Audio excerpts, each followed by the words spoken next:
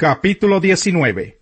Pasado algún tiempo murió Nahash, rey de los amonitas, y su hijo lo sucedió en el trono. Entonces David pensó: debo ser leal con Hanún, hijo de Nahash, pues su padre lo fue conmigo.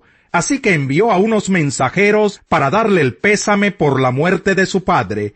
Cuando los mensajeros de David llegaron al país de los amonitas para darle el pésame a Hanún, los jefes de ese pueblo le aconsejaron: ¿y acaso cree su majestad que David ha enviado a estos mensajeros solo para darle el pésame y porque quiere honrar a su padre? ¿No será más bien que han venido a espiar y explorar el país para luego destruirlo?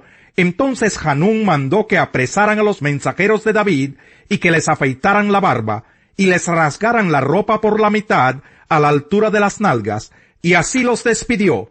Los hombres de David se sentían muy avergonzados. Cuando David se enteró de lo que les había pasado, mandó que los recibieran y les dieran este mensaje de su parte: quédense en Jericó y no regresen hasta que les crezca la barba.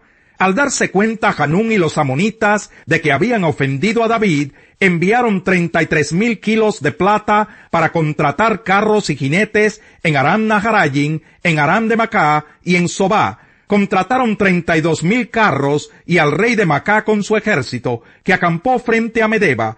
Por su parte, los amonitas salieron de sus ciudades y se dispusieron para el combate. Cuando David lo supo, despachó a Joab con todos los soldados del ejército. Los amonitas avanzaron hasta la entrada de su ciudad, pero los reyes que habían venido a reforzarlos se quedaron aparte, en campo abierto. Joab se vio amenazado por el frente y por la retaguardia, así que escogió a las mejores tropas israelitas para pelear contra los sirios, y el resto de las tropas las puso al mando de su hermano Abisai para que enfrentaran a los amonitas. A Abisai le ordenó: si los sirios pueden más que yo, tú vendrás a rescatarme, y si los amonitas pueden más que tú, yo te rescataré. Ánimo, luchemos con valor por nuestro pueblo y por las ciudades de nuestro Dios, y que el Señor haga lo que bien le parezca. Enseguida Joab y sus tropas avanzaron contra los sirios, y éstos huyeron de él. Al ver que los sirios se daban a la fuga, también los amonitas huyeron de Abisai, y se refugiaron en la ciudad. Entonces Joab regresó a Jerusalén. Los sirios, al verse derrotados por Israel, enviaron mensajeros para pedir ayuda a los sirios que vivían al otro lado del río Éufrates. Sofac, jefe del ejército de Hadadezer, se puso al frente de ellos. Cuando David se enteró de esto, reunió a todo Israel, cruzó el Jordán y tomó posición de batalla contra los sirios. Estos lo atacaron, pero tuvieron que huir ante los israelitas. David mató a 7,000 soldados sirios de caballería y 40,000 de infantería. También mató a Sofac, jefe del ejército. Al ver que los sirios habían sido derrotados por los israelitas, todos los vasallos de Hadadezer hicieron la paz con David y se sometieron a él. A partir de entonces, los sirios se negaron a ir en auxilio de los amonitas.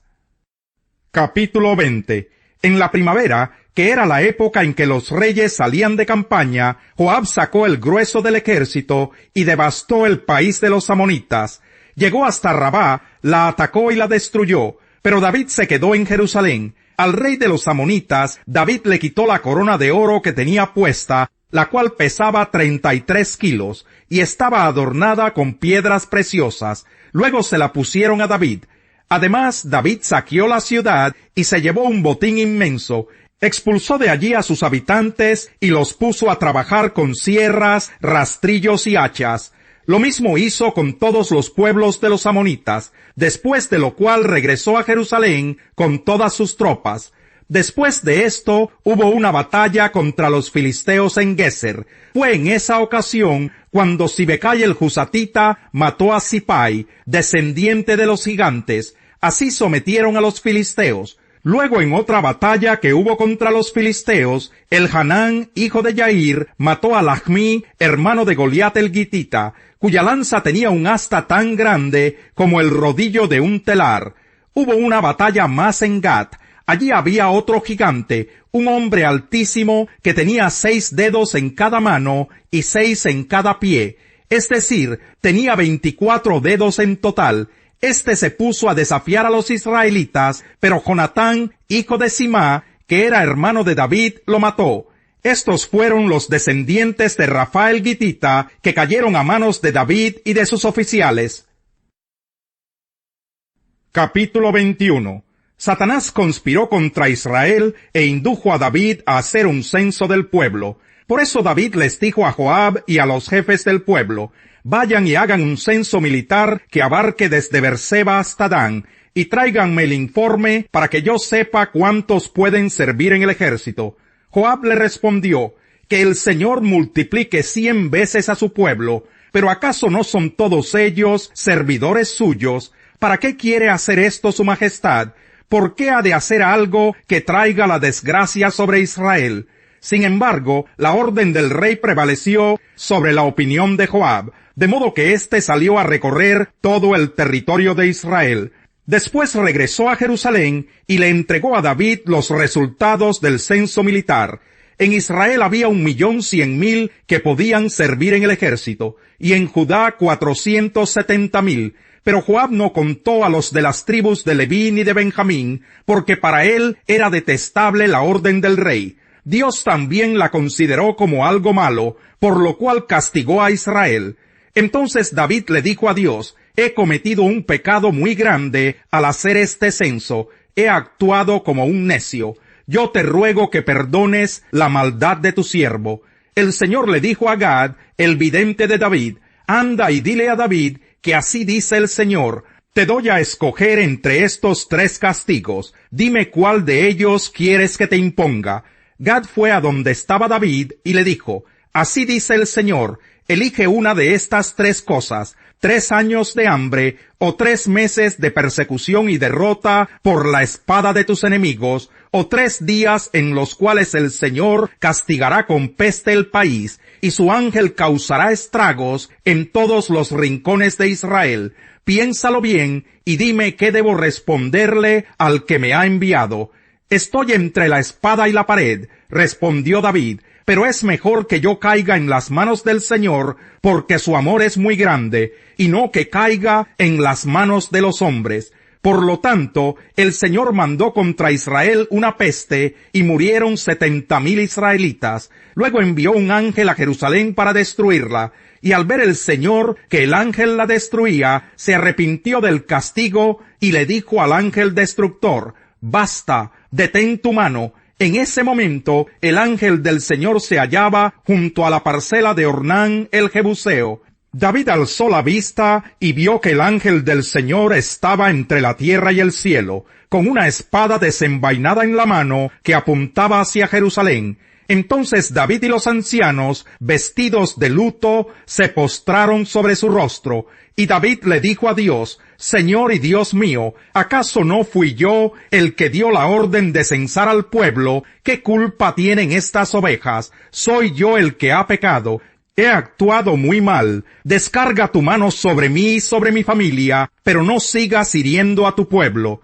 Entonces el ángel del Señor le dijo a Gad: dile a David que vaya y construya un altar para el Señor en la parcela de Ornán el Jebuseo. David se puso en camino conforme a la palabra que Gad le dio en nombre del Señor. Ornán se encontraba trillando y al mirar hacia atrás vio al ángel. Los 4 hijos que estaban con él corrieron a esconderse. Al ver Ornán que David se acercaba a su parcela, salió a recibirlo y se postró delante de él. David le dijo: véndeme una parte de esta parcela para construirle un altar al Señor, a fin de que se detenga la plaga que está afligiendo al pueblo. Véndemela por su verdadero precio. Ornán le contestó a David: Su Majestad, yo se la regalo para que haga usted en ella lo que mejor le parezca. Yo mismo le daré los bueyes para los holocaustos, los trillos para la leña y el trigo para la ofrenda de cereal. Todo se lo regalo. Pero el rey David le respondió a Ornán: eso no puede ser. No tomaré lo que es tuyo para dárselo al Señor, ni le ofreceré un holocausto que nada me cueste. Te lo compraré todo por su verdadero precio.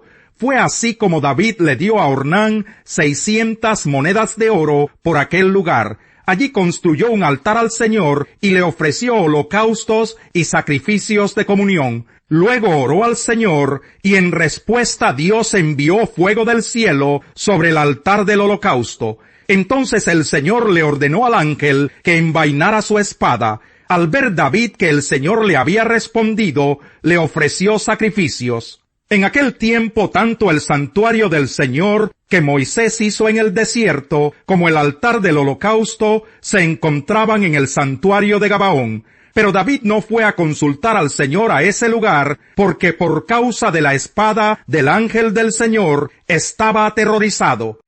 La circuncisión tiene valor si observas la ley, pero si la quebrantas, vienes a ser como un incircunciso.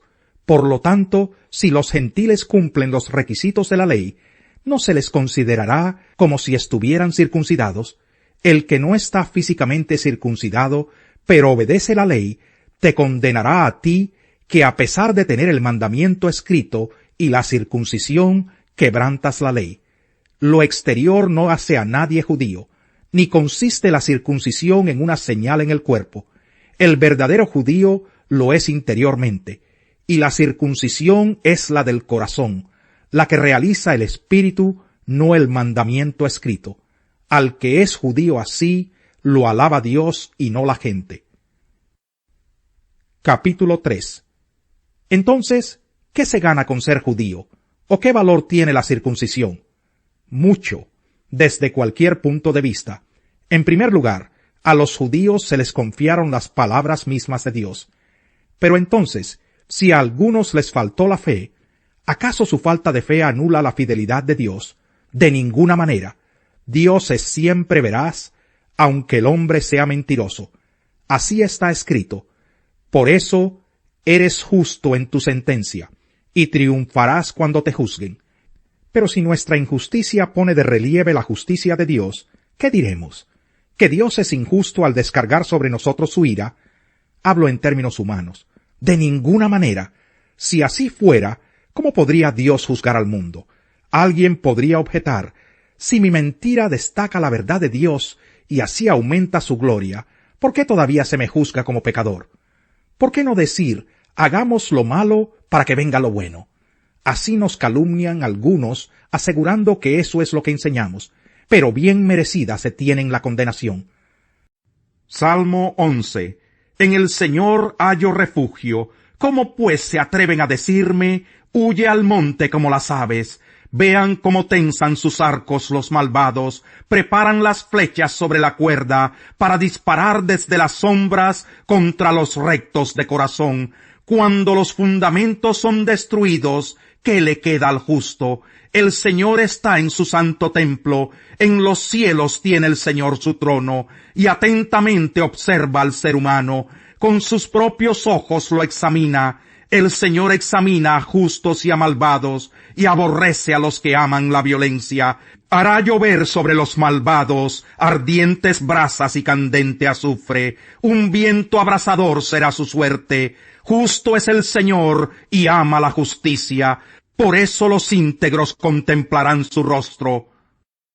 No va bien con el necio vivir entre lujos, y menos con el esclavo gobernar a los príncipes. El buen juicio hace al hombre paciente. Su gloria es pasar por alto la ofensa. Rugido de león es la ira del rey. Su favor es como rocío sobre el pasto.